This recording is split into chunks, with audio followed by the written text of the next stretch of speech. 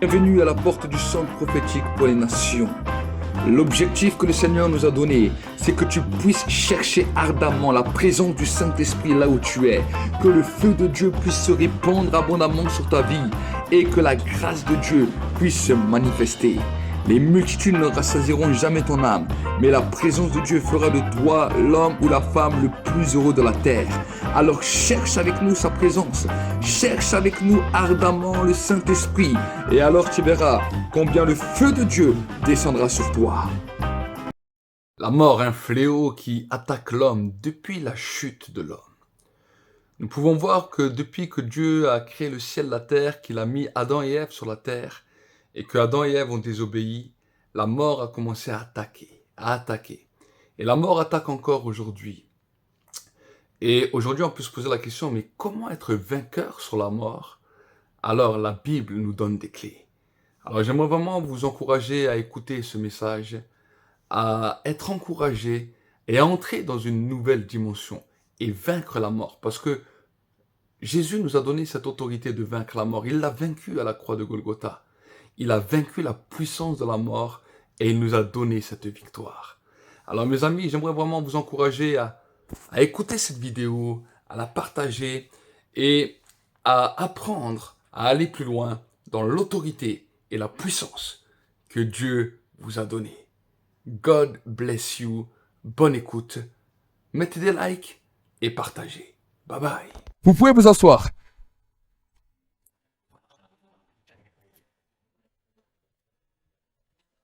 Le Saint-Esprit voulait vous montrer la dimension de l'onction dans la louange. Nous pouvons vivre la dimension de l'onction dans la parole. Pendant l'école des prophètes, j'en ai parlé. On peut vivre la dimension de l'onction dans la parole. On peut vivre la dimension de l'onction dans la ministration, dans la prière. Mais il y a une gloire qu'on va expérimenter sur terre et dans le ciel. C'est l'expérimentation de la louange. Non, l'expérimentation de l'onction dans la louange. Amen. Et des fois, nous ne sommes pas toujours habitués à cela. Pourquoi? Parce que quand notre cœur est connecté dans l'adoration, il y a la gloire prophétique qui se libère. Amen. Et nous parlons de l'esprit de la résurrection. Et je vais continuer dans cela. Amen. Amen. Nous allons monter encore plus haut. Amen. Nous allons monter plus haut. C'est la dernière réunion, il faut qu'on monte. Amen. Vous êtes devenus participants, héritiers et co-héritiers avec Christ. Est-ce qu'il y en a aujourd'hui qui sont là et qui sont des participants, héritiers, co-héritiers avec Christ? Est-ce qu'il y a des personnes ici? C'est tout? Amen, amen. Amen, amen.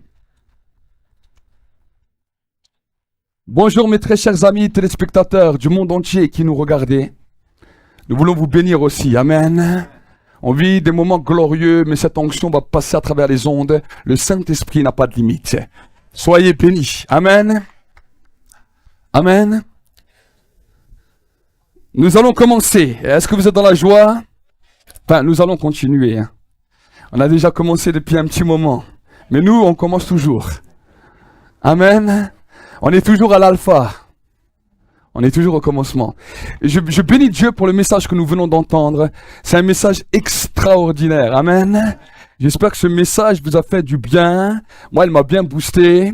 Il m'a demandé, tu veux que c'est qui commence, toi ou moi? Je dis, vas-y. Moi, j'étais encore un peu fatigué. Alors, je me suis bien reposé. Et merci, Père. Amen. On l'appelle Père. Il n'a pas encore le col blanc, mais on l'appelle déjà Père. Amen. Nous bénissons Dieu, on va prier ensemble, fermons nos yeux. Merci Saint-Esprit pour ta présence. Seigneur, maintenant, je sécurise tout ce lieu maintenant. Je libère le ministère des anges, des archanges, des séraphins, des chérubins. Et Seigneur, je déclare que maintenant, au nom de Jésus, le royaume des cieux est en train de se poser dans ce lieu.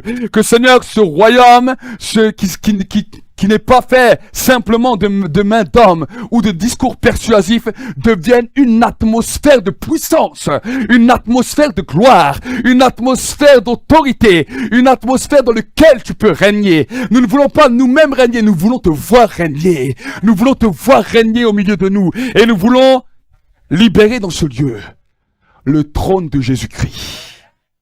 Nous voulons que dans ce lieu, le règne de Dieu se manifeste et que ce règne fait un tel bruit dans tout le Var, dans toute la France, que l'ébranlement du monde spirituel commence à se manifester à partir d'aujourd'hui. Au nom de Jésus-Christ, Amen. Acclame pour le Seigneur. Amen. L'apôtre Paul nous dira la chose suivante. Non, rien ni personne ne pourra nous séparer de l'amour de Jésus-Christ. Ni la mort, ni la vie, ni les problèmes, ni les persécutions. Rien de ce qui est sur cette terre ne pourra nous séparer de la mort. Alors, de l'amour de Jésus-Christ, excusez-moi. Merci. Moi, je vois que vous êtes attentifs. Si je vous dis une bêtise, vous allez tout de suite réagir. Amen. Ça veut dire qu'on n'a pas encore assez prêché, vous dormez pas encore. Amen. Oui. Alors, nous allons voir ensemble ce soir, pour un des derniers messages, bien sûr l'impact du feu, mais nous allons aussi voir quel est l'ennemi final que nous allons chacun rencontrer et pourquoi, des fois dans notre foi, il est tellement difficile de maintenir le cap. Parce que bien souvent, en tant qu'enfant de Dieu, on se retrouve devant un combat. Un combat, l'apôtre Paul l'a appelé le combat de la foi. Il a dit, j'ai combattu le bon combat, j'ai achevé la course. Mais il nous dira le combat de la foi. Et bien souvent, dans notre vie, nous combattons dans notre foi pour rester toujours ferme, pour marcher toujours plus de l'avant. Et des fois, c'est quelque chose de difficile parce que quand vient l'échec, on est là et on lâche tout. Alors j'aimerais te dire une chose. Jésus à un moment a parlé à ses disciples. Il a dit, je vais vous lancer un défi. Dis avec moi un défi. J'aime bien ce mot. Amen. Je suis un défieur. Mais oui, je suis un défieur. Quand je me suis converti par défi. Même quand on a présenté mon témoignage là sur Internet, on m'a dit, j'ai lu la Bible par défi. Parce que c'est par défi que je me suis converti. Quand j'ai vu la Bible, je me suis dit, moi, ça ne m'intéresse pas, on doit mettre au moins 10 ans pour la lire. Mais quand j'ai tourné les pages, c'était en 2004. La première page, j'avais écrit la Sainte Bible. La deuxième page, elle était blanche. Mais aujourd'hui, il y a quelque chose d'écrit dessus. Et ceux qui a écrit... Non, quand je l'ai lu, il y avait quelque chose d'écrit dessus. Et ceux qui avaient écrit, la Bible peut être lue en 72 heures en la lisant continue, à haute voix, sans manger, sans dormir. Je me suis dit, waouh, ce gros livre, on peut le lire en 72 heures, sans manger, sans dormir. Et je fais, ok. Moi, je n'ai pas peur. Et je vais lire ce livre plus rapide qu'aucun chrétien l'a jamais lu. Je vais tout lire à haute voix. Quand je vais retourner chez la personne qui me l'a donné, je vais lui jeter dessus. Je vais lui dire que j'ai lu ta Bible en entier à haute voix. J'ai écouté ton prédicateur là qui m'a prêché l'évangile. Ne me parle plus jamais de Jésus. C'était ce que je voulais faire. C'était mon défi. J'ai dit ça. Dans mon appart à Mulhouse, j'ai dit ça. Et j'ai pas seulement parlé. Vous savez, il y a des gens qui parlent, mais ils ont que des paroles, mais ils ont rien derrière. Mais moi, si j'ai dit ça, j'ai commencé le jour même. J'ai lu tout l'évangile de Matthieu d'un trait. 28 chapitres. 1 heure pour 7 chapitres. Ça fait 4 heures. Quand je suis arrivé à la fin de Matthieu, j'ai tout lu à haute voix. Ça racontait l'histoire de Jésus, la généalogie, tout. J'ai dit, ok, maintenant je suis un peu fatigué, je mets un marque-page, demain je continue. Le lendemain, je me suis levé, j'ai lu Marc et Luc d'un trait.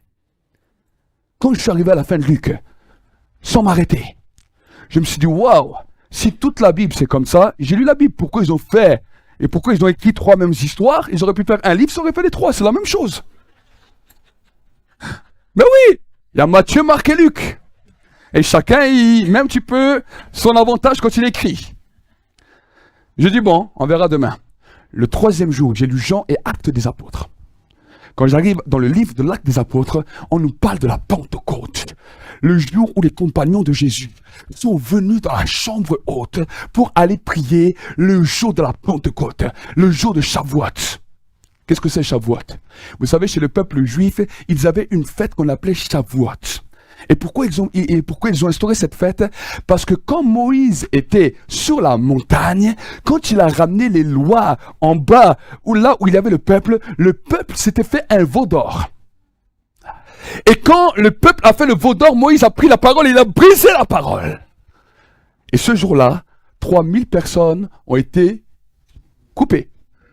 On leur a coupé la tête. Non, pas coupé, on les a égorgés. On les a égorgés. Et à partir de ce jour-là, le peuple juif a ordonné une fête qu'on appelle Shavuot, jusqu'à aujourd'hui. C'était le respect de la parole de Dieu. Jusqu'à aujourd'hui, quand nous fêtons Pentecôte, le peuple juif fête Shavuot. Parce qu'il se rappelle que quand il n'était pas en règle dans le respect de la parole de Dieu, ça a coûté la vie à 3000 personnes. Ce n'est pas pour rien que le Saint-Esprit est venu le moment de cette fête et qu'il a racheté les 3000 personnes qui avaient été égorgées.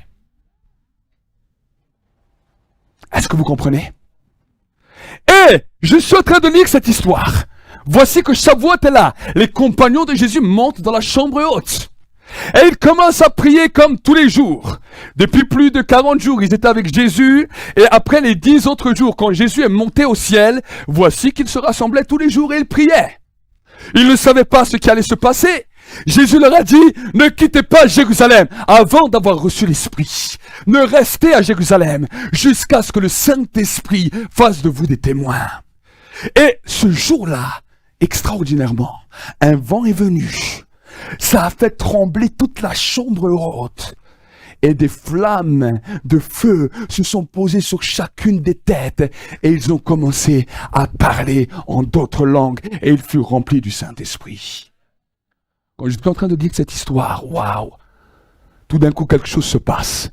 Je suis tout seul, à Mulhouse, en train de dire cette histoire. Enfin, je croyais que j'étais tout seul. En vrai, il y avait des anges. Mais à un moment donné, quand je lis ça, je sens un feu qui descend sur ma tête aux pieds. Et brakababa, sokorababa. Je posais ma Bible, je dis, ah! Qu'est-ce que c'est? À ce moment-là, quelque chose s'est passé dans mon esprit. Je savais que Dieu était vivant. Avant, je disais que je croyais en Dieu, mais bon. Ce jour-là, je savais que Dieu était vivant. Je ne peux pas vous l'expliquer. C'est une conviction qui est venue. C'était le Saint-Esprit qui fait ça. Et là, j'ai parlé à Dieu. J'ai dit, écoute Dieu, moi je ne sais pas qui t'es. Je dis, dans l'islam, il est dit, tu égares qui tu veux.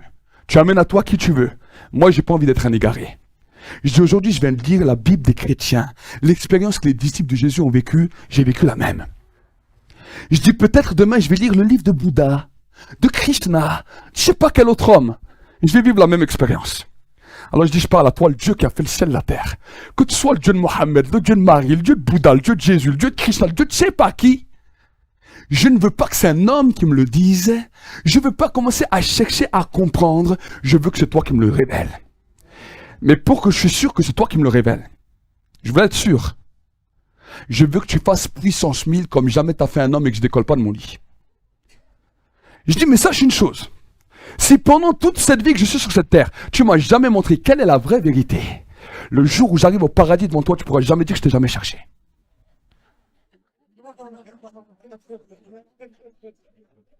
J'ai fermé ma Bible. J'ai fermé ma Bible. Moi, je voulais être sûr. Je voulais connaître la vérité, mais je voulais pas me planter. C'est pas une expérience qui devait me séduire. Je voulais connaître la vérité.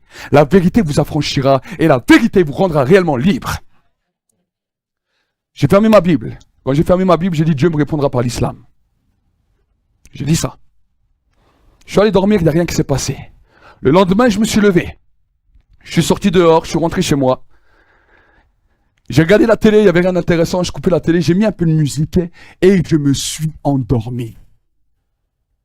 Quand je me suis réveillé, j'ai ouvert mes yeux. Me voici, je me suis trouvé paralysé. Juste ma tête qui bougeait. J'ai dit, ça y est, 21 ans, foutu. J'ai fait tellement de bêtises, Dieu m'a puni. C'est terminé pour moi. J'ai dit ça. Et quand je parle comme cela, tout d'un coup, je vois la télé du ciel. Dis avec moi la télé du ciel.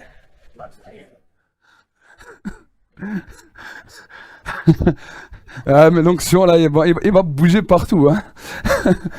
La télé du ciel en ultra haute définition. J'avais l'impression que j'avais un écran qui faisait tout le tour de moi. Je ferme mes yeux, je voyais. J'ouvre mes yeux, je vois. Waouh! Un écran comme ça, même ça, c'est pas compatible. Alors c'est déjà de la bonne qualité. Et là, quand je vois ça, je me vois moi, avec mon meilleur ami, avec qui je faisais les 400 coups, en train de lui prêcher l'histoire de Jésus. en train de lui prêcher les évangiles. Je dis, ah, c'est pas moi ça. Je dis, c'est pas moi. Je dis, premièrement, je suis pas un prédicateur, je suis un gars de quartier. Deuxièmement, je suis pas un chrétien, je suis un musulman.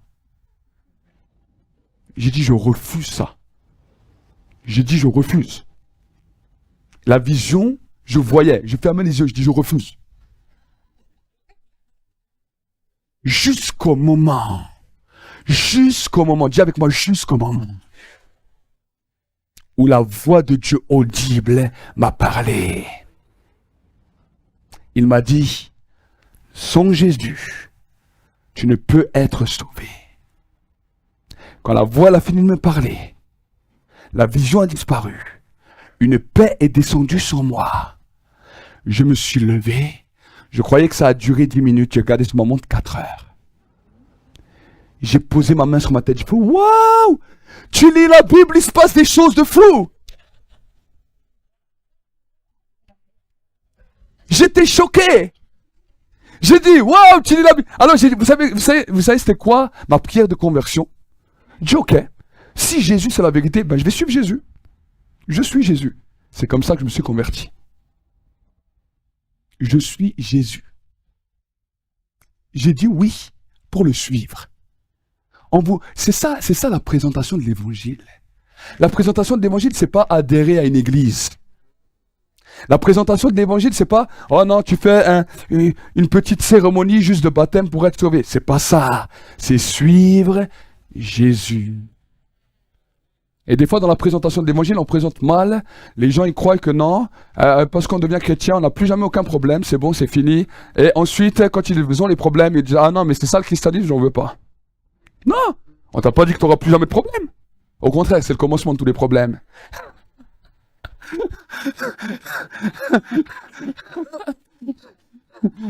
C'est le commencement. Vous êtes des courageux, vous signez dans une armée, alors maintenant, vous allez vous lever. Amen. Amen. C'est ça l'évangile. J'ai commencé à suivre Jésus. Mais vous savez, en suivant Jésus, alors c'est vrai qu'on expérimente des choses, j'avais expérimenté l'onction, j'ai expérimenté le feu, j'en ai déjà parlé. Mais il y a quelque chose qui était attaché à moi et à force de l'exercice du ministère, à force des années de ministère, j'ai vu que ce qui était attaché à moi est attaché à des centaines, des milliers de croyants à travers le monde. Et la chose qui était attachée à moi, c'était la peur de la mort. On peut prêcher, on peut être sous l'onction, on peut crier, on peut libérer les paroles, voir la gloire, voir les délivrances. Mais la peur de la mort est quelque chose de terrible, parce que c'est à l'intérieur de l'homme. Et alors, vous savez, au début, je me suis dit, bon, c'est rien, c'est des démons, je vais chasser. J'ai prié, j'ai jeûné, j'ai chassé, et vous savez ce qui s'est passé? Tout a augmenté. Je me suis dit, c'est bizarre. C'est bizarre. Comment se fait-il que ces peurs et ces ressentiments montent? L'apôtre nous a parlé hier que quand il a commencé à exercer le ministère, il avait des coups, il allait partout. J'avais la même chose. Je me souviens, un jour, je suis en train de marcher dans la rue, tout d'un coup, bam, je sens des coups dans la nuque. Je me retourne, il y avait un temple mormon derrière moi. Temple mormon. Derrière moi. Partout où j'allais, en fonction des rues où j'allais, des fois il fallait même que je demande à la voiture d'arrêter. Ça faisait bam, bam, bam, bam, bam, bam, bam, bam. Je voyais des flèches. Un jour, je vais chez un frère, on commence à prier ensemble. Tout d'un coup, je vois des flèches noires descendre du plafond. Je dis, mais qu'est-ce que c'est? Alors je dis, non, il faut fortifier sa foi. Alors je lisais encore plus la parole, papa. Je priais encore plus. J'ai dit, bon, moi je suis un violent, donc moi je vais faire les choses. Je jeûne. 3 jours à sec. Allez, bam. J'ai dit, ça va partir. C'est pas parti. Ça continuait. J'avais beau jeûner, ça partait pas. Quand j'exerçais le ministère, c'était pire. Non seulement on recevait les paroles connaissances, mais des coups, bam, bam, bam, bam, bam. J'avais l'impression que chaque réunion, il fallait que j'enlève des choses, que j'avais été troué, que j'avais ça. Et à un moment donné, c'était même quand on me parlait au téléphone. On me parlait juste des fois certaines paroles. Des fois, les gens ils parlaient avec moi, je mettais le téléphone comme ça. Il ne faut pas que j'écoute. Mais je me suis dit, mais c'est terrible. Alors certaines personnes, je les fouillais. Pas que je les aimais pas, mais je les fouillais. Parce que leurs paroles directes, je recevais des coups. Et en plus, quand j'ai commencé le ministère, des fois, quand certains ils venaient avec des mauvais raisonnements, moi j'étais devant, bam, bam. J'ai dit, merde, c'est pas possible. Un jour, je suis en train d'exercer le ministère. Je prêche, j'avais fait un temps de jeûne et prière. Et tout d'un coup, quand je suis en train de prêcher, je me ramasse un coup de bâton sur la tête. Je me tourne, j'ai pris autorité, mais il n'y avait personne. Tout d'un coup, le Saint-Esprit me dit, tu vois telle et telle sœur dans l'église, elle a vu ce qui s'est passé, à la fin, tu vas chez elle, tu lui demandes. Je l'ai appelée à la fin, je dis, venez voir ici ma sœur. Et je dis, pendant que j'ai prêché, on m'a frappé dessus. Toi, tu as vu, dis-moi qu'est-ce que tu as vu. Elle me regarde, elle dit, oui, j'ai vu. Elle me dit, j'ai vu un petit lutin qui est venu derrière toi avec un bâton et qui t'a tapé sur la tête. Je sais pas, c'est un lutin. Je sais pas s'il était schtroumpf, s'il était bleu, s'il était vert, s'il était rouge, mais c'était un lutin. Et là, et vous savez quoi? Ce coup, il m'a mis un chaos, parce que après j'étais assis pendant 2 heures avec la tête qui tournait. Et je me suis dit, mais le monde spirituel, c'est hard. C'est du costaud. Parce que je ne connaissais pas la communion avec le Saint-Esprit. C'est pour cela qu'aujourd'hui, les gens qui me regardent beaucoup, mes prédications savent que je suis un amoureux. Je prêche beaucoup sur la communion avec le Saint-Esprit. Si je fais une convention, je suis obligé de parler de la communion avec le Saint-Esprit. Parce que c'est dans la communion avec le Saint-Esprit que j'ai commencé à être ministré par le Saint-Esprit et que tous ces fléaux se sont arrêtés. Avant cela, c'était une catastrophe. J'avais l'onction. J'avais l'autorité. Mais c'était une catastrophe. Exercer le ministère comme ça, je vous garantis que ça fait bizarre. Je ne sais pas, toi, si c'était pas ça. Et personne ne m'expliquait. Un jour, je me rappelle, je suis allé dans une église. Je me suis assis.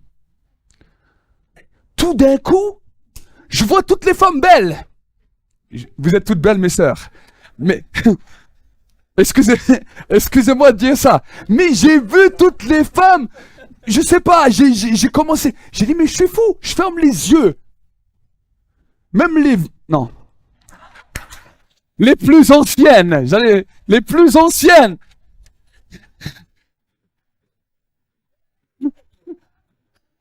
Je me suis dit, mais qu'est-ce qui m'arrive? Je suis fou.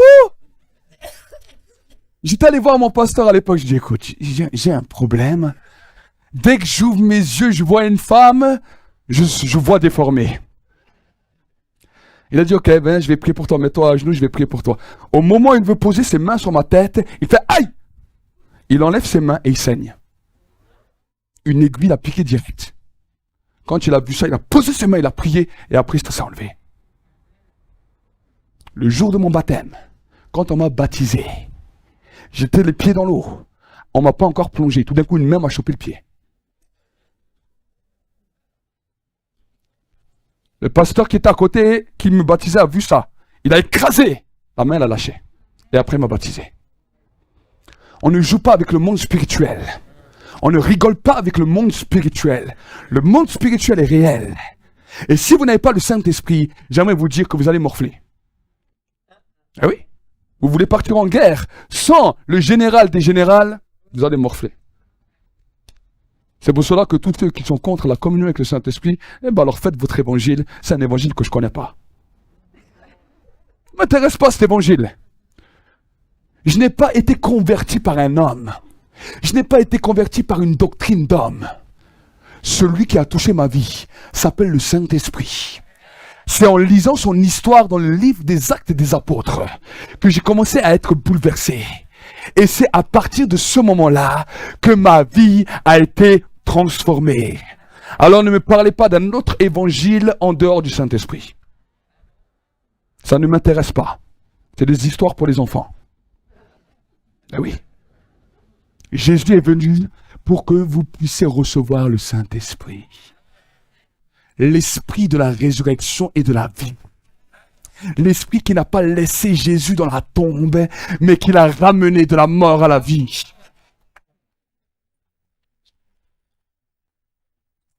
Aujourd'hui, le titre de mon message.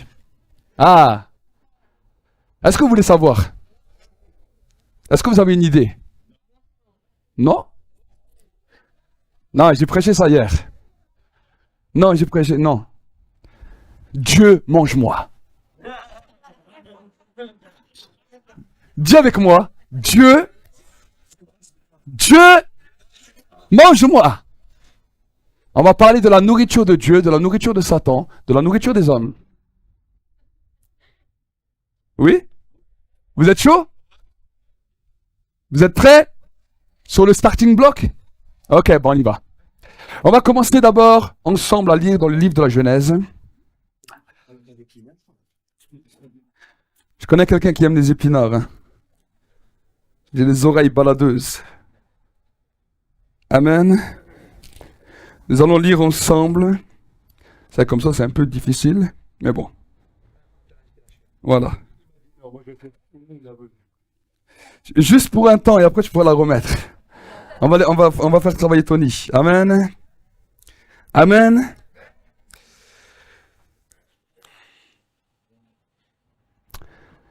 Alors, nous allons lire Genèse chapitre 3, verset 14.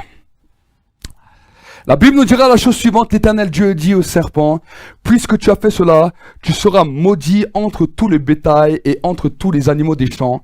Tu marcheras sur ton ventre et tu mangeras de la poussière tous les jours de ta vie. Je mettrai inimitié entre toi et ta femme, entre ta postérité et sa postérité. Celle-ci t'écrasera la tête et tu lui blesseras le talon. Il dit à la femme, j'augmenterai ta souffrance de tes grossesses, tu enfanteras avec douleur, et tes désirs se porteront vers ton mari. Mais il dominera sur toi. Ça c'est pour vous toutes mes sœurs. Amen. Il fallait bien que j'ai une revanche, ce matin je vous ai élevé. Amen. On va continuer. Ah, j'aime la parole de Dieu. Ça change des mentalités françaises, hein. Il dit à l'homme, puisque tu as écouté la voix de ta femme et que tu as mangé de l'arbre au sujet duquel je t'avais donné cet ordre, tu n'en mangeras point, le sol sera maudit à cause de toi. C'est à force de peine que tu en tireras la nourriture tous les jours de ta vie. Il te produira des épines et des ronces, tu mangeras de l'herbe des champs. C'est à la sueur de ton visage que tu mangeras du pain jusqu'à ce que tu retournes dans la terre d'où tu as été pris, car tu es poussière et tu retournes dans la poussière. Histoire extraordinaire, non? C'est notre histoire, c'est mon histoire, c'est ton histoire. Et la Bible nous dit que l'homme avait désobéi à Dieu. À cause de sa désobéissance, il y a eu maintenant une conséquence de la désobéissance. Dis avec moi, conséquence. Et la Bible nous dit que la conséquence de cette désobéissance, c'est que l'alimentation allait changer. Avant, tu peux manger des kilos de nectarines, tu ne prends pas 1 kilo. Depuis, tu manges un morceau de pain, tu as l'impression que ton habit a rétréci au lavage. Mais oui, on se pose des questions, maintenant notre corps change et tout. Mais oui, avant, il n'y avait pas d'histoire de calories. Le corps de l'homme n'était pas fait en calories qui montent ou qui descendent. Les calories étaient bien équilibrées. Mais la chute de l'homme a amené un tel déséquilibre que le corps il s'est déséquilibré. On peut aller plus loin? À cause de la chute de l'homme, maintenant je vais vous parler d'une révélation. À cause de la chute de l'homme, il y a quelque chose que tu traînes avec toi tous les jours de ta vie, même en tant que nouvelle créature. Est-ce que vous le savez? Une marque qui s'est attachée à l'homme le jour où l'homme a désobéi. On appelle cela l'ombre. L'ombre est le souvenir de la chute de l'homme. Parce que dès que la lumière vient, ça montre l'ombre. Si tu marches dans ton ombre, tu marches dans les ténèbres et la lumière est derrière toi. Mais si tu te détournes de ton ombre et tu te mets vers la lumière, tu marches vers la lumière, les ténèbres sont là, mais ils sont derrière toi. Amen. Alors maintenant, on parle de la nourriture. Il a dit, tu mangeras Tu mangeras l'herbe des champs, tu mangeras la salade, tu mangeras des épinards, tu mangeras tout ce que tu veux. Ça, il a dit à l'homme. Et c'est à la sueur de ton front que tu auras ton pain. Mais juste avant, il a parlé au serpent. Vous savez, Satan au ciel, d'abord se nourrissait de louanges. Le jour où il est devenu prince des ténèbres, il se nourrissait de l'orgueil. Mais le jour où il a fait chuter l'homme, sa nourriture a changé. La Bible nous dit la chose suivante, Dieu a dit, tu ramperas sur la terre, tu ramperas et tu mangeras de la poussière. Lui, il est là. Mais qu'est-ce que c'est la poussière? C'est quoi la poussière? Il est là, il pose la question. C'est quoi ma nouvelle nourriture? La poussière, qu'est-ce que c'est? Et tout d'un coup, Dieu se tourne vers l'homme. Tu es poussière et tu retournes à la poussière. La tête de l'homme, j'imagine la tête d'Adam. Quoi, moi? Je deviens une nourriture. Je deviens une nourriture de lui. Amen. Pourquoi Jésus est venu? Pour casser les dents au diable, pour qu'il devienne un lion sans dents. Tu peux lui mettre le pouce dans la bouche. Mord plus.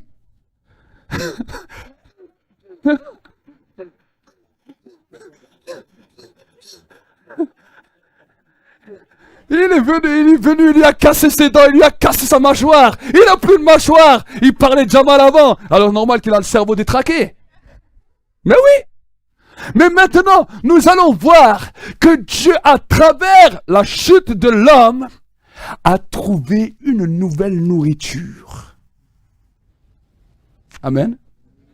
Dieu a trouvé une nouvelle nourriture. Dieu ne veut, c'est pas nous qui veut manger. Il veut manger un ingrédient qui vient de lui. Dis un ingrédient qui vient de lui. Tu es la cuisinière de Dieu dans lequel Dieu prépare son repas. S'il trouve un bon repas en toi, il vient dîner chez toi. Il a dit, je suis à la porte de ton cœur et je frappe. Si quelqu'un, il ouvre ma porte, j'entrerai chez lui et je vais dîner et souper avec lui. Donc il doit avoir une gazinière en nous. C'est pour ça qu'on parle de feu, c'est pour ça qu'on parle de plein de choses. Mais oui! Ah, là ça commence à vous captiver. Hein. Nous allons voir dans la parole de Dieu ensemble. Ouvrons notre Bible encore. Hébreux. Hébreux 12, verset 1er. Hébreux 12, quand vous y êtes, vous me dites bien Amen. Quand vous y êtes, vous me dites Amen.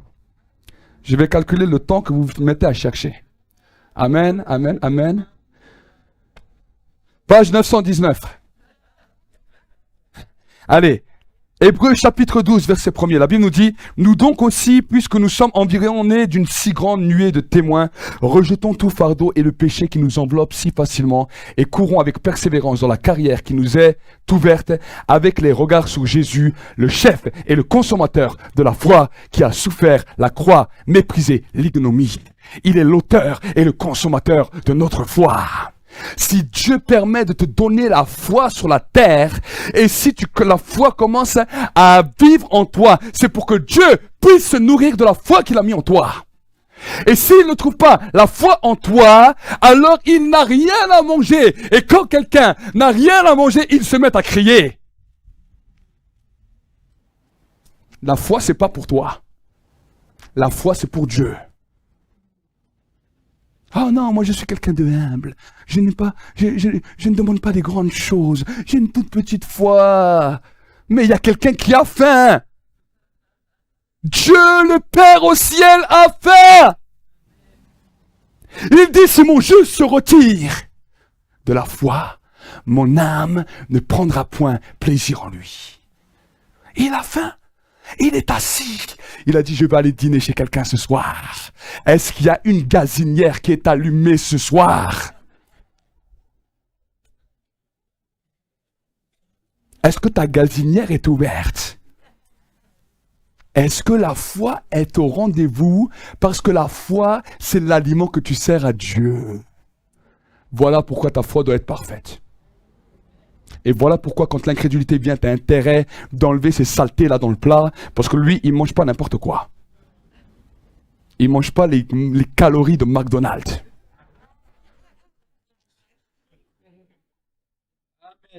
Mais oui, il mange un plat équilibré, un plat bien ajusté.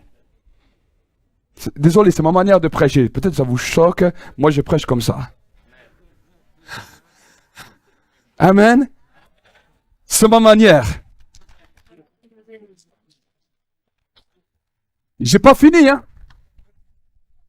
Je n'ai pas fini. Dis avec moi, il n'a pas fini.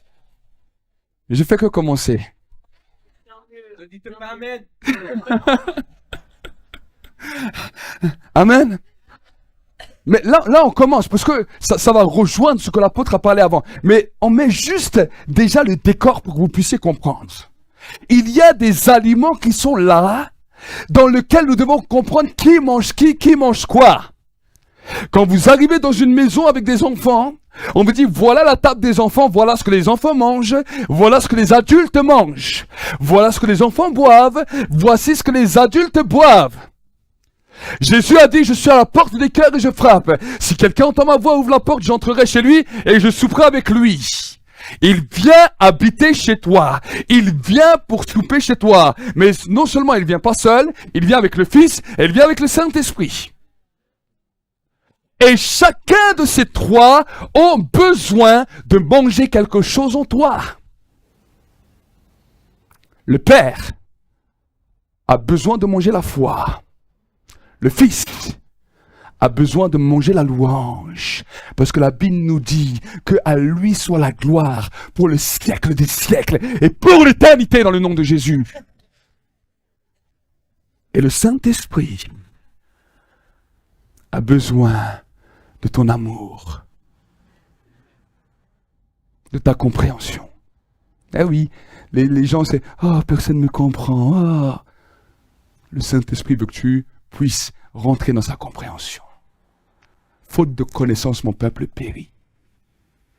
Le Saint-Esprit, quand tu commences à le comprendre, les choses de la vie commencent à changer. L'environnement dans lequel tu te trouves commence à être bouleversé. Et c'est quelque chose que tu vas commencer à entretenir. Et tu vas le présenter comme un repas agréable. Et quand ils ont bien mangé, vient la récompense. Amen. Amen. Quand ils ont bien mangé, vient la récompense. Il va s'occuper de tes problèmes après, t'inquiète, laisse-le d'abord manger. Quand une femme veut quelque chose sur son mari, elle va d'abord lui préparer un bon repas. Elle va attendre qu'il rentre à la maison. Elle va lui enlever les chaussures.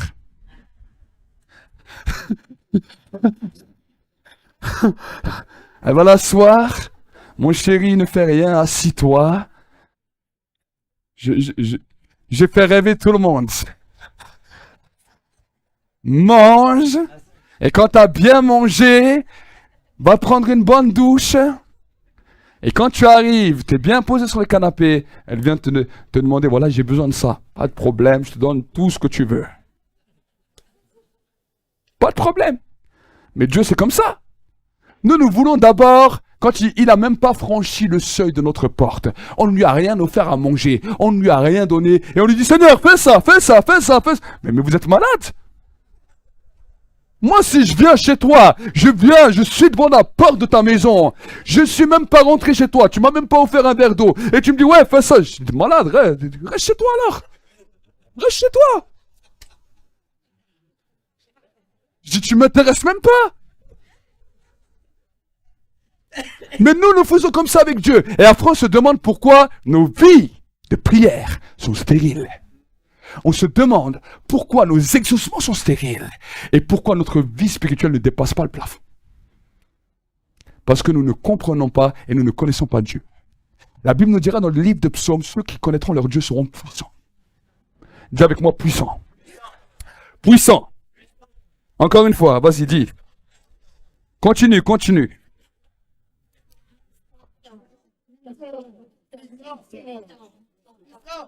Amen.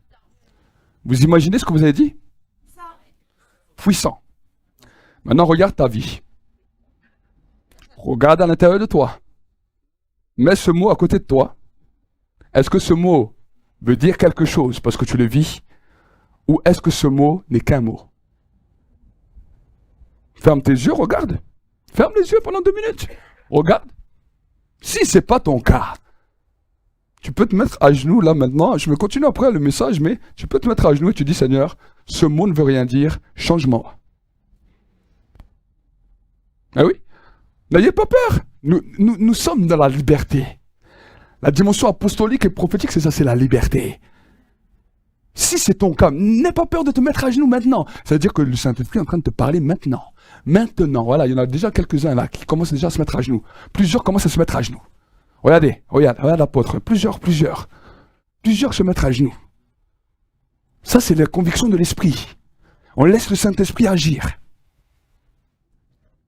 Quand il y a la parole, faut pas faire comme si on n'entend pas. La Bible nous dit, ils entendent mais ils n'entendent pas. Ils voient mais ils ne voient pas. Car le peuple est devenu insensible. Et des fois, nous entendons prédication sur prédication sur prédication. C'est pour ça que mon rôle en tant que prophète, c'est que quand je sens que vraiment il y a un doigt là de l'esprit, je vous arrête. Et je vous dis ce qu'il faut faire. Parce que même ça, on ne comprend pas. On écoute des milliers de prédications. Des fois, on est touché. On dit, oh, on va le faire demain. Dès que la prédication est finie, tu as déjà oublié. Et la parole n'a pas d'effet qu'elle aurait dû avoir. C'est vrai ou c'est pas vrai? C'est vrai. Donc c'est pour ça, maintenant, là, il y a un doigt que le Saint-Esprit est en train de mettre. C'est le premier niveau. J'ai pas besoin de faire un appel. Tu t'agenouilles, le Saint-Esprit est là, lui, il commence déjà à ministrer. Amen. Et quand après, tu t'es réconcilié avec lui, tu peux te rasseoir et on continue dans le train. Amen. On va continuer. 1 Corinthiens, chapitre 15. Verset 20. 1 Corinthiens chapitre 15 verset 20. La Bible nous dit, mais maintenant Christ est ressuscité d'entre les morts. Il est les prémices de tous ceux qui sont morts. Car puisque la mort est venue par un homme, c'est aussi par un homme qu'est venue la résurrection des morts. Et comme tous meurent en Adam, de même tous revivront en Christ. Amen. Que tous meurent en Adam, nous revivrons tous en Christ. On continue? Je cherche juste là où j'étais. Voilà.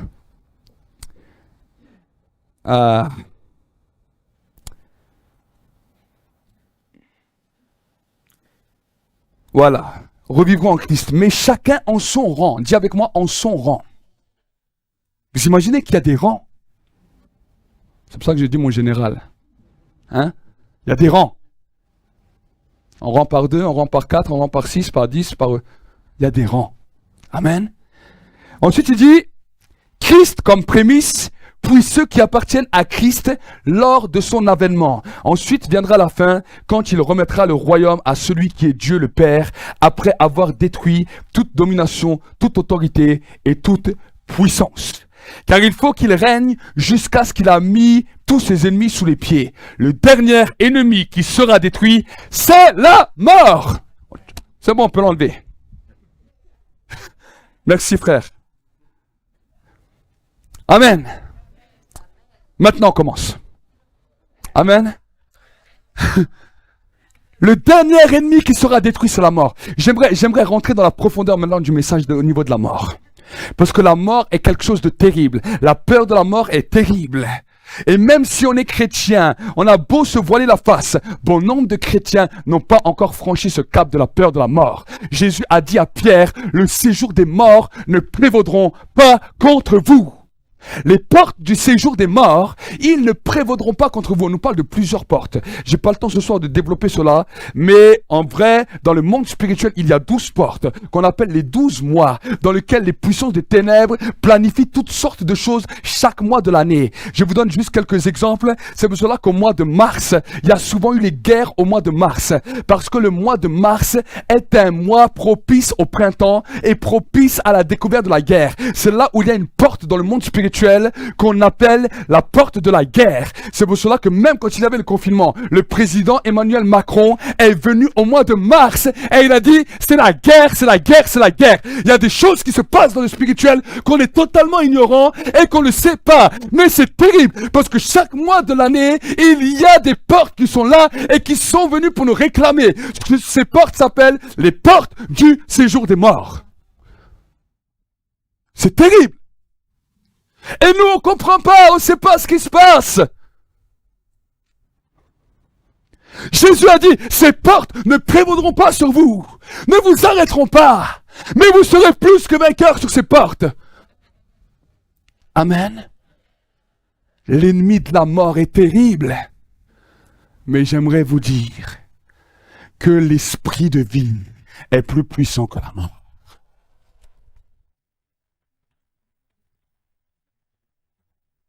Le psalmiste David dira dans le psaume 23, un psaume que nous connaissons tous, l'Éternel est mon berger, je ne manque de rien. Vous connaissez ce verset? Vous savez, quand David raconte ça, il manquait de tout. Il manque de tout. Il était là, il manque de tout. Mais là, à ce moment-là, il prend sa plume. Et il dit, l'Éternel est mon berger, je ne manque de rien. Il a dit, je me souviens quand moi j'étais un berger. Mes brebis ne manquaient jamais d'un bon pâturage. Ils ne manquaient jamais de rien parce que c'est moi qui veillais sur eux. Donc si Dieu est mon Père, si c'est l'Éternel qui est mon berger, je ne manquerai, parce qu'il parle au futur, je ne manquerai de rien demain. Après il continue. Il me conduit dans de verts pâturages. Vous savez c'est quoi un pâturage? Ah, vous lisez ce verset. Un pâturage, c'est là où les vaches broutent. Oui. Avant, ce matin, l'apôtre a parlé des vaches de la Normandie. C'est la Normandie. David se trouve en Normandie. Dans les verts pâturages où il y a plein de bogra, plein de grosses vaches. Ils sont là. Il a dit, il me conduit dans de verts pâturages. Et vous vous répétez ça, il me conduit dans de verts pâturages. Mais viens, je t'emmène dans les pâturages. En Alsace, il y en a plein. Des fois, quand j'entends les gens prier, j'ai juste envie de les prendre par la main, les amener avec moi. Je dis, viens, je t'emmène. Où? Je l'amène dans un champ. Je le mets au milieu. Tu vois rien? C'est prophétique. Non, je vois rien. Tu vois quoi, des anges? Non. Je sais pas, tu parles. Il me conduit dans des verts pâturages. Je t'amène. Voilà un pâturage. C'est là où les vaches broutent.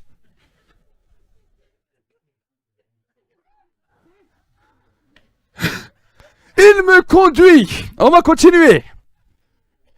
C'est extraordinaire, hein? Prophétique, réalité. Dis avec moi, prophétique, réalité. Au milieu, il y a la foi. Au milieu, il y a la foi. Amen. Amen. Il me fait reposer près des eaux paisibles. C'est quoi les eaux paisibles? Une petite rivière qui est là. C'est là où il se lave, c'est là où il boit, c'est là où il vient prendre sa douche le matin. Une eau paisible.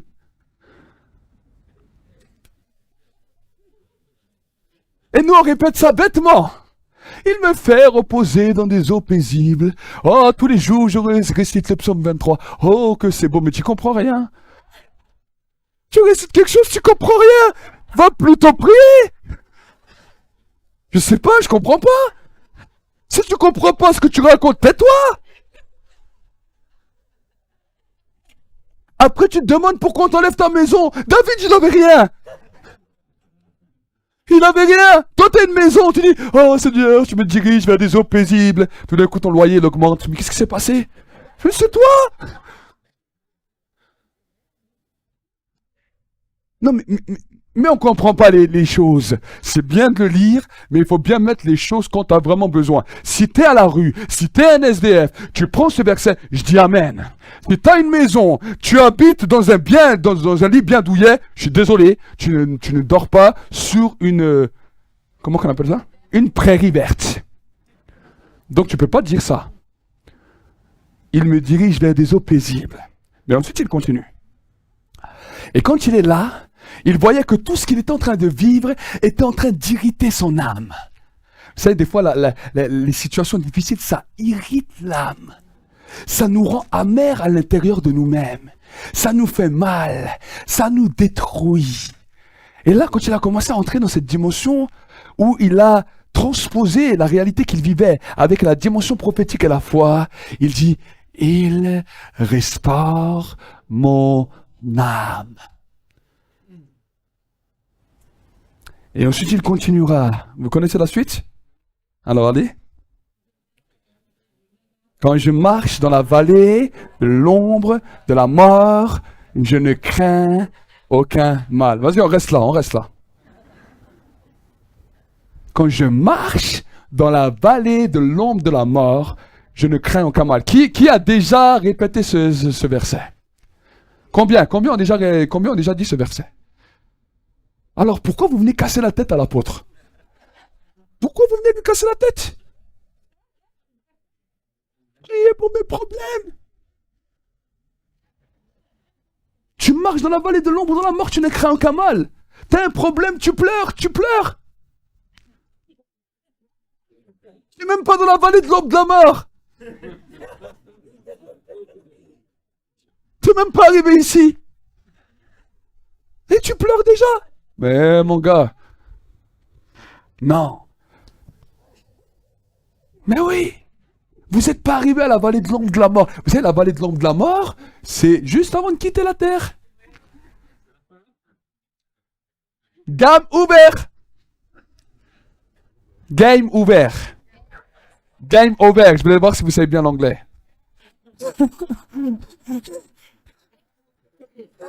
Espagnol. Décidément, cette convention, on parle que de vaches. Je vous encourage de regarder Fatah et la vache. C'est un film algérien, français. Vous allez bien rigoler. Pourquoi? Parce qu'il parle des vaches. On va continuer. Oui, c'est Jacqueline.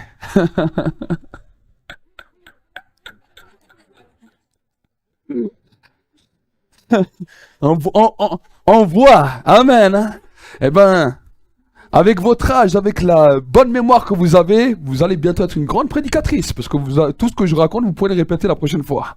Amen. Amen, nous allons continuer. La vallée de l'ombre de la mort, c'est la fin. Et vous savez que tout ce que votre foi, pourquoi vous la travaillez? Pour le dernier combat. Le dernier combat que vous allez avoir, chaque homme sur la terre, toi et moi, ce sera affronter la mort. Tu peux crier ici, tu peux hurler ici, j'ai la foi! Hein. Mais le jour où la mort vient, on verra si tu as vraiment la foi. Vous savez, un chrétien ne doit pas partir en mourant. Le chrétien ne doit pas partir par la mort. Là, ça y est, j'entends plus rien. Mais alors, frère, pourquoi les autres meurent? Je vais vous expliquer. Attends, je vais t'expliquer. Vous savez, la mort est un esprit qui vient réclamer pour amener les âmes dans ce qu'on appelle le séjour des morts. Est-ce que vous comprenez? Mais la Bible nous dit que quand nous avons été rachetés en Christ, nous ne passons pas par cet état-là, parce que quand nous quittons cette terre, ce n'est pas la mort qui doit venir nous chercher. Si nous partons par la mort, c'est que notre foi n'était pas réelle. Ce sont des anges qui viennent nous chercher, ou le Seigneur qui vient nous chercher, pour aller dans une rue, qu'on appelle le sein d'Abraham, là où il y a tout le panthéon des justes. Est-ce que vous savez? Alors, vous allez me dire, mais pourquoi il y a des gens qui meurent? Vous savez, quand le Seigneur m'a donné cette révélation, j'en ai parlé, j'en ai prêché, et un jour j'ai dit à Dieu, mais Seigneur, c'est super de donner cette révélation, mais des fois les gens ils me regardent tellement avec des grands yeux quand je leur parle de ça, qu'il me faudrait un témoignage pour pouvoir appuyer ce que je dis. Et le grand-père à mon épouse, qui s'est converti à la fin de sa vie, il était dans une dimension de cancer. Toute sa vie, il était un petit peu dur par rapport à l'évangile. Et à la fin de sa vie, il a eu le cancer et là, il s'est converti. Là, il a donné sa vie à Jésus. Et un jour, le Saint-Esprit me dit, va à l'hôpital, va le voir. Et je suis allé le voir. Et quand je suis rentré dans la chambre d'hôpital, je le vois là, devant moi. Et il s'appelait Henri. Et je dis, salut Henri, comment ça va? Il me fait, ah, tu sais pas ce que les docteurs viennent de me dire. Je dis, qu'est-ce qu'ils viennent de te dire, les docteurs? Les docteurs m'ont dit que je vais mourir. Alors, il était en panique, et je lui dis, écoute, sois dans la paix, reste tranquille, et je prie pour lui. Et on discute ensemble, et alors qu'on était tout seul dans la chambre, qu'on était en train de discuter, tout d'un coup, à un moment donné, je parle avec lui, et tout d'un coup, je vois un esprit qui rentre en lui.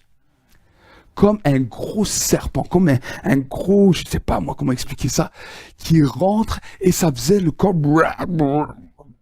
Et les yeux, ils sont devenus transparents, comme dans les films. Et je voyais que ça descendait dans tout le corps jusqu'aux pieds. Et il perdait la voix. Et je me suis dit, mais qu'est-ce que c'est que ça? Moi, je suis là tout seul avec lui. Je dis, qu'est-ce que c'est que ça? Et le Saint-Esprit me dit, je voulais te montrer comment la mort vient chercher les gens. Il m'a dit, regarde, ça c'est la mort qu'il a cherché. Il est encore vivant, mais là maintenant, il est reconnu comme mort devant les gens. Le Seigneur m'a dit, prends autorité, tu vas voir comment elle va ressortir. Je suis venu, j'ai posé mes mains sur sa tête. J'ai commandé, esprit de mort, sors. De la même manière qu'il est entré, l'esprit de mort est ressorti. Et en l'espace de 5 minutes, il était dans le niveau-là, choqué. Et là, j'ai parlé avec lui, on a chanté des cantiques, j'ai parlé avec lui, et tout d'un coup, une paix est descendue en lui. Une paix, quelque chose de glorieux que moi, je n'ai pas vu. Il voyait quelque chose de glorieux, et il était en paix. Et tout d'un coup, j'ai vu son esprit qui partait.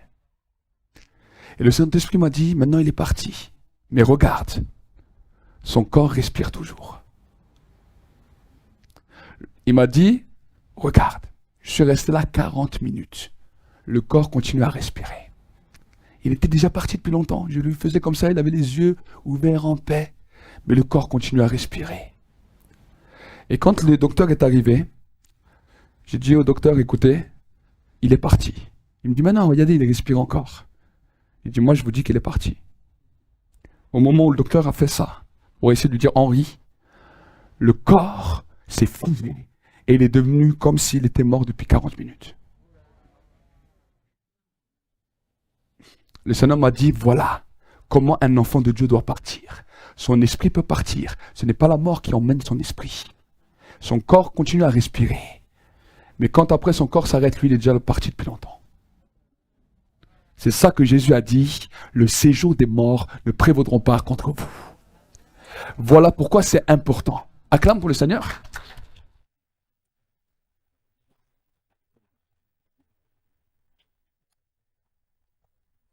Voilà pourquoi c'est important d'alimenter sa foi, même si tu as des échecs. Même si des fois c'est difficile. Même si des fois ça ne va pas comme toi tu voudrais. L'essentiel, ce n'est pas de réussir toutes les dimensions de foi, mais quand la mort vient partir avec elle. L'essentiel, c'est d'être prêt quand la mort se présentera devant toi. Toutes les autres choses, ce sont des épreuves qui fortifient ta foi. Parce que j'aimerais te dire une chose. Quand la mort viendra, la mort ne pourra pas t'emporter.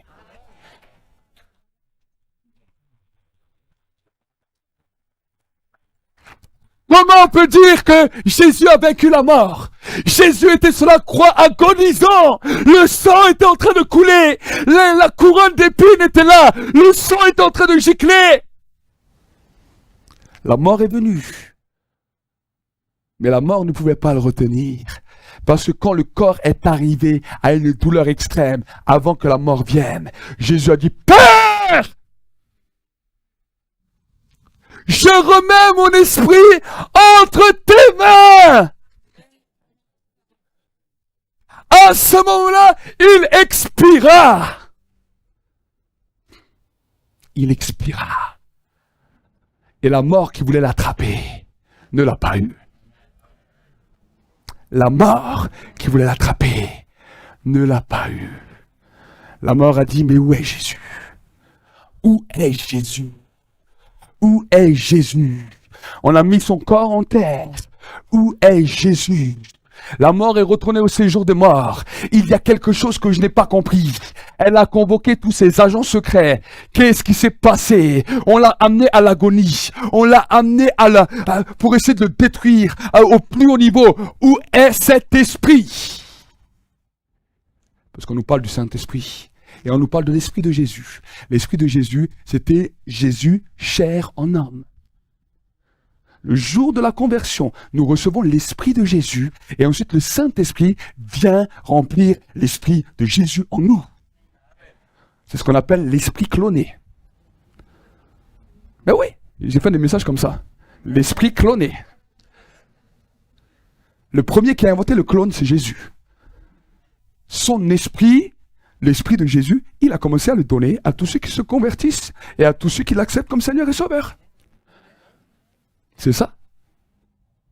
Et cet esprit a été recherché dans le monde des ténèbres. C'est pour cela que cet esprit a une puissance, a une force, et les ténèbres tremblent devant ce nom. Et quand il a réuni tous ces KJ, tous ces agents secrets, Satan est arrivé. Il a dit alors, il est où Jésus? Il est où? On l'a livré à Pilate. On l'a livré aux hommes. Où est Jésus? Il a disparu avant qu'on arrive à l'attraper. On a le corps. Mais lui, on ne sait pas où il est. Il dit, c'est pas possible. C'est pas possible. C'est pas possible.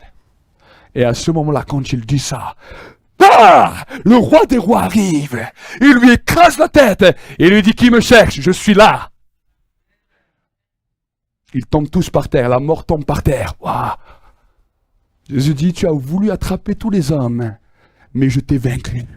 Et je donne cette autorité à tous ceux qui m'accepteront.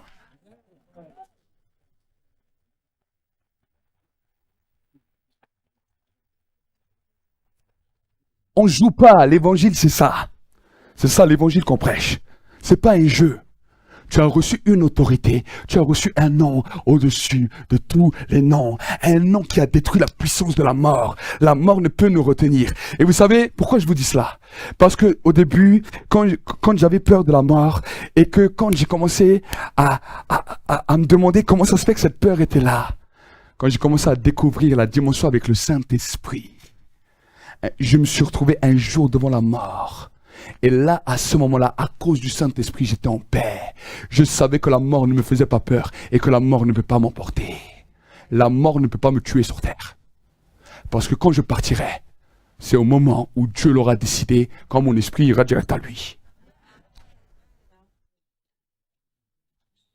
Ça, c'est ce que Dieu a mis en moi, mais qu'il veut le faire aussi en vous.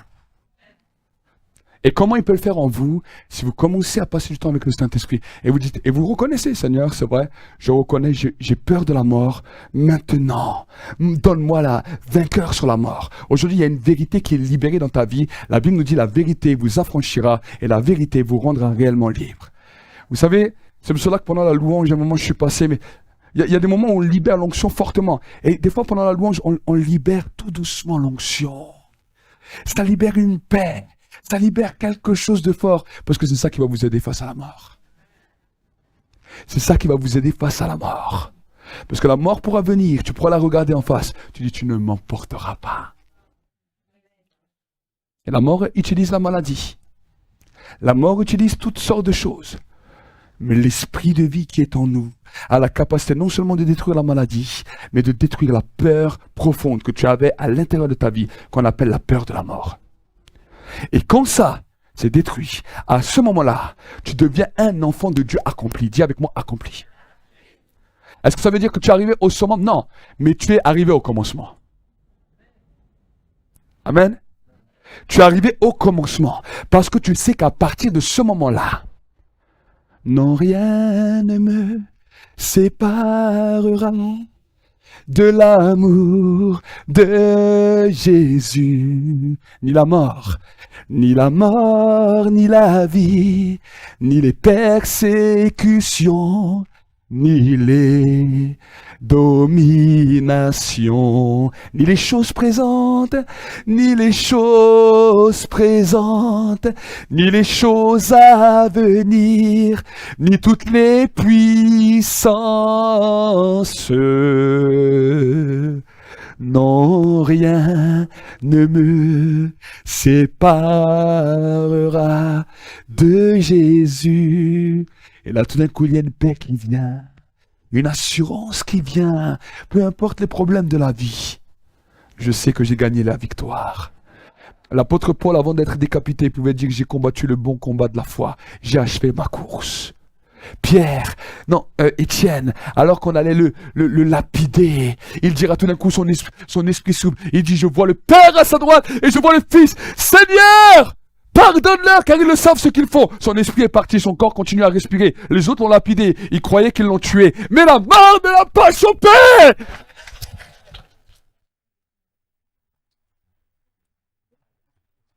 La mort n'a pas pu. Étienne, où es-tu? Paul, où es-tu? Ils sont partis dans le panthéon des hommes de foi. Incapable. J'aimerais que ton nom soit inscrit avec ces hommes. Que ton nom soit inscrit avec ces hommes. Parce qu'aujourd'hui, l'ouverture de la dimension de la foi t'est accordée. Le Seigneur aujourd'hui augmente la connaissance dans ces derniers temps pour que nous puissions être prêts et pour que l'épouse parfaite, sans tache ni ride, soit établie. Tant que l'épouse a peur de la mort, l'épouse n'est pas prête.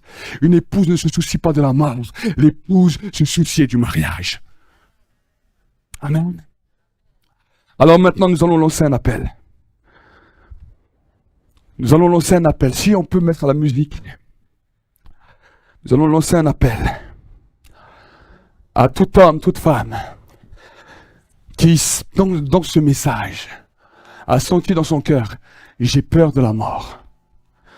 Que cette réalité de profondeur n'a pas encore été traitée. Alors si c'est ton cas, viens devant. Si c'est ton cas, viens devant. Il y a l'esprit de résurrection qui est là. Viens. L'apôtre a commencé. On continue dans la même direction. L'esprit de la résurrection. Prie, quand tu viens, prie. Prie. Prie. C'est la fin de la convention. Mais nous avons besoin du feu et de l'esprit de la résurrection. Le feu, c'est la parole. Le feu a été envoyé pendant le temps de la parole. C'est à cause de ce feu que vous êtes là. C'est à cause de ce feu que vous êtes là. C'est à cause de ce feu que vous vous êtes avancé. Mais maintenant, vous avez besoin de l'esprit de la résurrection. Dis Seigneur, je veux avoir cette paix, je veux avoir cette assurance. Et vous qui êtes là dans la salle, qui avez déjà cette assurance, alors levez simplement vos mains. Levez simplement vos mains. Levez simplement vos mains et priez en langue. Respirez, respirez, respirez, respirez, respirez. L'huile de l'onction est là. L'onction est en train de se mouvoir. Respirez, inspirez fortement. Inspirez. La présence de Dieu est là. La gloire de Dieu est là. La présence de Dieu est là. Seigneur, donne la paix. Donne la paix.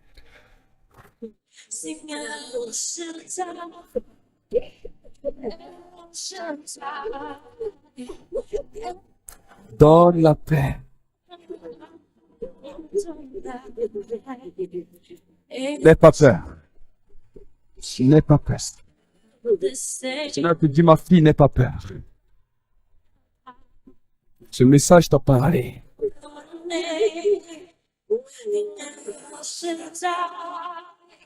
Voilà, baba. L'amour parfait bannit toute crainte. Reçois. Reçois.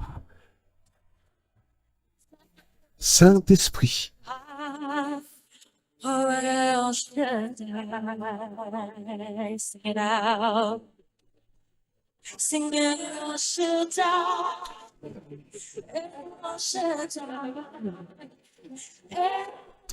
Il y a une onction qui est là. Le Seigneur est en train de mettre une paix dans les âmes.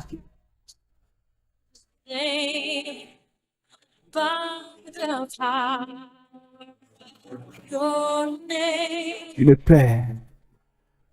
Une paix. C'est la force contre la mort. La paix de Dieu. La paix de Dieu. La paix de Dieu. La paix de Dieu. La paix de Dieu.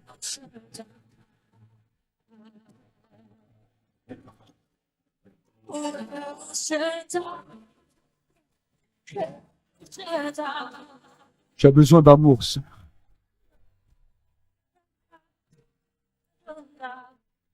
Finis les combats pour toi. Tu as combattu dans ta vie. Et il y a un moment où tu n'arrives même plus à t'aimer. Mais l'amour de Dieu est là. La paix de Dieu est là. La paix de Dieu est là et te guérit maintenant. Hawasarabai.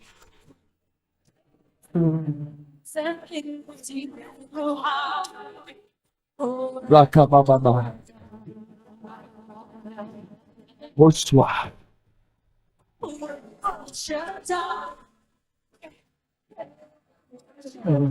Reçois. Reçois. Reçois.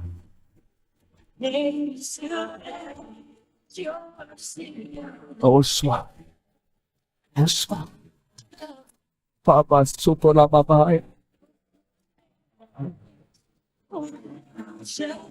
Reçois la paix.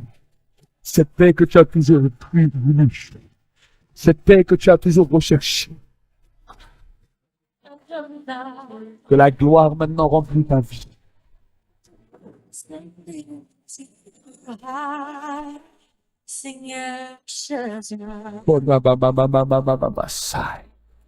Là, lève la main. Tu as besoin de connaître l'amour du Père. Lève les mains, lève les mains. Lève les mains, lâche, enlève juste les mains.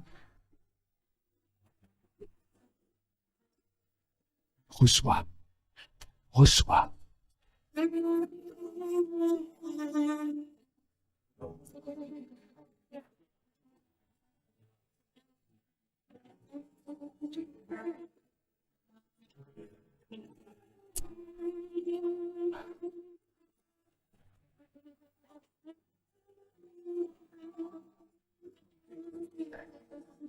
Reçois. Reçois. Reçois. Ton esprit maintenant s'ouvre. Ton esprit maintenant s'ouvre. Reçois la paix. Reçois la paix.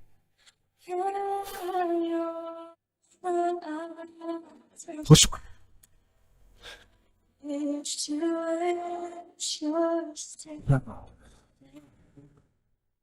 Reçois. Reçois. Reçois.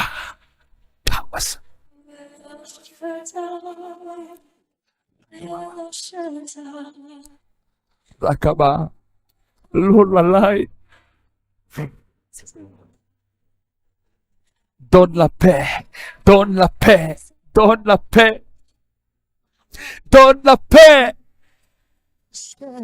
Donne la paix.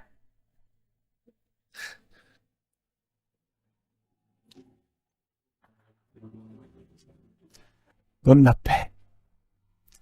Donne la paix. Donne la paix. Donne la paix. Recevez la paix.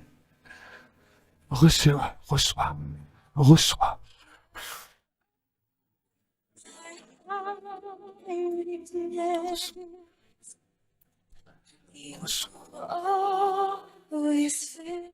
Lève les mains. Reçois. Sois rempli, rempli de cette force divine. Et que cette peur qui était là, soit brisée maintenant. Soit brisée. Maintenant. Respire. Respire. Respire.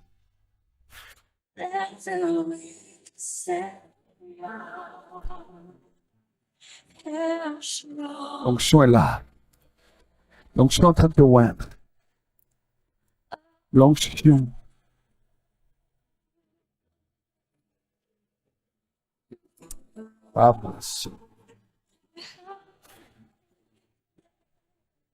Bienvenue à la porte du centre prophétique pour les nations. L'objectif que le Seigneur nous a donné, c'est que tu puisses chercher ardemment la présence du Saint-Esprit là où tu es, que le feu de Dieu puisse se répandre abondamment sur ta vie et que la grâce de Dieu puisse se manifester. Les multitudes ne rassasieront jamais ton âme, mais la présence de Dieu fera de toi l'homme ou la femme le plus heureux de la terre. Alors cherche avec nous sa présence, cherche avec nous ardemment le Saint-Esprit, et alors tu verras combien le feu de Dieu descendra sur toi.